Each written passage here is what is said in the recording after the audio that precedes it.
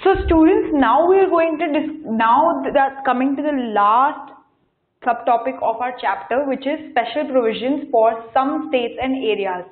ना हमने ये तो देख लिया कि हाँ एक हमारी इंडियन कॉन्स्टिट्यूशन में यूनिटरी फीचर्स भी हैं, हमारे इंडियन कॉन्स्टिट्यूशन में फेडरल फीचर्स भी हैं, और हमारे कॉन्स्टिट्यूशन सबसे मेन बात तो ये है कि हमारी कॉन्स्टिट्यूशन क्यों स्ट्रॉन्ग बनाई, क्यों यूनिटरी बायस, क्यों हमारी कॉन्स्टिट्यूशन में यूनिटरी बायस है, जो हमने पढ़ा था इस टॉपिक में, why does the constitution create a strong centre. So now we understand कि हाँ इंडियन कॉन्स्टिट्यूशन में एक स्ट्रॉन्ग सेंट्रल गवर्नमेंट है, एक स्ट्रॉन्ग केंद्रीय सरकार है, एक जहां पर केंद्रीय सरकार को ज्यादा पावर्स दी गई हैं as compare to state governments. Now what we come to is कि इवन दो हम एक फेडरल गवर्नमेंट है, हमने इवन दो हमारा बायस है थोड़ा यूनिटरी गवर्नमेंट की तरफ, बट हमारे को ये जानना जरूरी है कि कॉन्स्टिट्यूशन ऑफ इंडिया ने कुछ पर्टिकुलर स्टेट्स और कुछ पर्टिकुलर एरियाज के लिए स्पेशल लॉज बनाए हैं, स्पेशल प्रोविजंस बनाए हैं.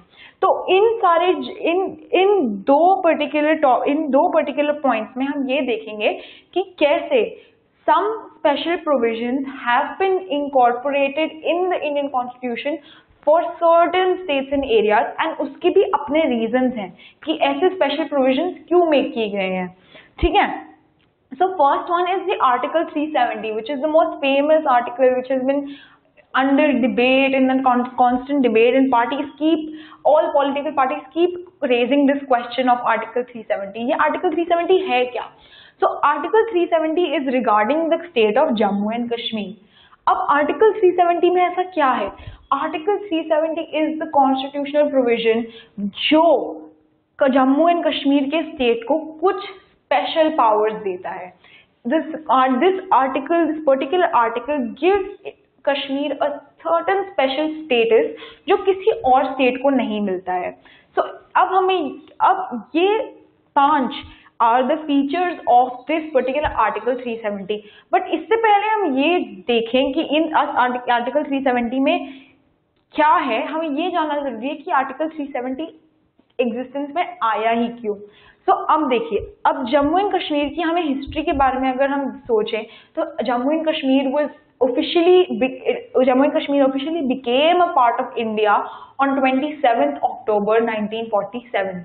तो इस दिन पे क्या हुआ था कि महाराजा हरि सिंह जो कश्मीर का हिंदू रूलर था, उसने इंडिया की यूनियन के साथ, इंडिया के सेंट्रल गवर्नमेंट के साथ एक पैक्ट साइन किया था. उस पैक्ट को बोलते हैं instrument of accession. Instrument of accession sign हुआ था महाराजा हरि सिंह के बीच में और इंडियन यूनियन के बीच में. इस इंस्ट्रूमेंट ऑफ एक्सेशन में क्या था? ये इंस्ट्रूमेंट ऑफ एक्सेशन एक लीगल डॉक्यूमेंट है, एक law binding, it's a binding document, a legal document जो आर्टिकल 370 में इनकॉर्पोरेट किया गया था कॉन्स्टिट्यूशन ऑफ इंडिया में. इस इंस्ट्रूमेंट ऑफ एक्सेशन में क्या है? इस इंस्ट्रूमेंट ऑफ एक्सेशन में कंडीशंस हैं, conditions of India's accession to this particular instrument of accession had the conditions of Jammu and Kashmir accession to India.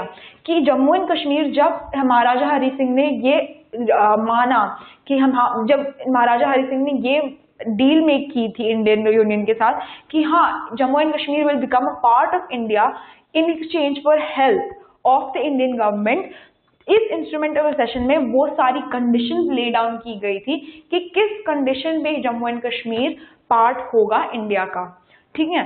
सो इस पर्टिकुलर इंस्ट्रूमेंट ऑफ एक्सेशन में स्पेशल कंडीशंस, स्पेशल रूल्स, सब special laws mention किए गए थे, जिस basis पे महाराजा Hari Singh will agree कि हाँ ठीक है, अब मैं जाके अगर हमने ये इंस्ट्रूमेंट ऑफ एक्सेशन साइन किया तब मैं जाके बोल सकता हूँ कि हाँ Jammu and Kashmir will be a part of India. So this instrument of accession was signed by Hari Singh and the union government of India, and these were the provisions within that instrument of accession which was like basically a condition of the Jammu and Kashmir कि हम इन particular conditions पे ही Indian government के part हो सकते हैं. So Article 370 has the following provisions. Number 1 is a separate constitution and flag. अब कश्मीर के पास, the state of Jammu and Kashmir के पास एक separate constitution है, वो इंडिया का कॉन्स्टिट्यूशन फॉलो नहीं करते, वो अपना कॉन्स्टिट्यूशन फॉलो करते हैं और उनका अपना फ्लैग है, वो इंडिया का फ्लैग नहीं है, ठीक है। And then second, in case of an emergency with regard to, in case of an emergency due to armed rebellion और एक्सटर्नल एग्रेशन, इन दोनों इमरजेंसी, कब ये दोनों इमरजेंसी अगर इंडिया में डिक्लेयर होती हैं तो वो जम्मू एंड कश्मीर के स्टेट में अलाउड, वो एप्लीकेबल नहीं है until and unless जो जम्मू एंड कश्मीर की स्टेट लेजिस्लेटिव असेंबली है उन्होंने नहीं माना।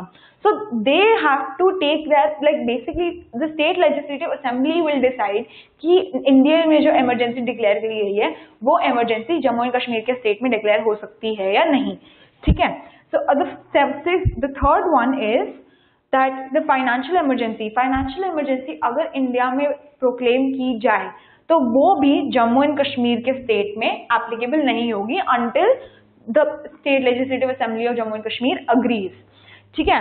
Now fourth, Parliament can only make laws on issues mentioned in the instrument of accession। अब जैसे मैंने कहा था कि instrument of accession में कुछ conditions lay down की गई थी by महाराजा हरी सिंह कि उन कंडीशंस में ये इंक्लूड किया गया था कि ऐसे कौन से सब्जेक्ट्स हैं जम्मू एंड कश्मीर के रिगार्डिंग जिस पे पार्लियामेंट लॉज बना सकती है, ठीक है। So in case the parliament wants to make laws on Jammu and on issues of Jammu and Kashmir, वो या तो सिर्फ इंस्ट्रूमेंट ऑफ असेशन में जो मेंशन्ड है सब्जेक्ट उन पे लॉज बना सकती है, बट अगर पार्लियामेंट चाहती है कि इंस्ट्रूमेंट ऑफ असेशन से बाहर वाले सब्जेक्ट्स के उनको लॉ बनाने हैं जम्मू एंड कश्मीर के रिगार्डिंग, सो उनको state legislative assembly of Jammu and Kashmir से परमिशन लेनी पड़ेगी उस चीज के लिए, ठीक है। Now the other provision is, the last provision is that the parliament can not remove article 370 without the approval of state legislative assembly of Jammu and Kashmir, ठीक है। सो जो इंडिया का पार्लियामेंट है वो कभी भी इस आर्टिकल 370 और इसकी प्रोविजंस को रिमूव कर ही नहीं सकता अपनी कॉन्स्टिट्यूशन से until and unless Jammu and Kashmir की स्टेट लेजिस्लेटिव असेंबली अलाउ करे, इस बात को अलाउ, इस चीज को अलाउ करे, इसके रिमूवल को अलाउ करे, जो कभी होगा नहीं, ठीक है। So all these powers of Kashmir, these particular provisions of the provisions are only given to Jammu and Kashmir and not to any other state in India। वो किसी भी दूसरे राज्य को नहीं मिलते, ये सिर्फ जम्मू एंड कश्मीर को ही मिलते हैं ये प्रोविजंस, ठीक है। Now the second point, the second provision, second special provision of this particular area that the Constitution provides is the sixth schedule of the Constitution। Constitution हमें पता है कि 12 शेड्यूल्स में डिवाइडेड है, तो उसमें से जो 6th शेड्यूल है it talks about special provisions for the north eastern states। जो नॉर्थ ईस्ट के जो स्टेट्स हैं वहां पर उनको स्पेशल प्रोविजंस दिए गए हैं by the constitution of India, उन which allows the tribes of these northeastern states to protect their cultural identity and economic interests। मतलब वो खुद की ऑटोनॉमस डिस्ट्रिक्ट काउंसिल्स बना सकते हैं, नॉर्थ ईस्टर्न स्टेट्स की ट्राइब्स आर अलाउड, उनको ये परमिशन दी गई है कि वो अपनी ऑटोनॉमस डिस्ट्रिक्ट काउंसिल्स बनाए जो वो अपने अफेयर्स को मेंटेन करे, and they can protect their own cultural identity and economic interests without the state government interfering in their matters। So this particular provision is also a special provision of sorts जो किसी और state को नहीं मिलता है, सिर्फ north eastern states को मिलता है according to the 6th schedule।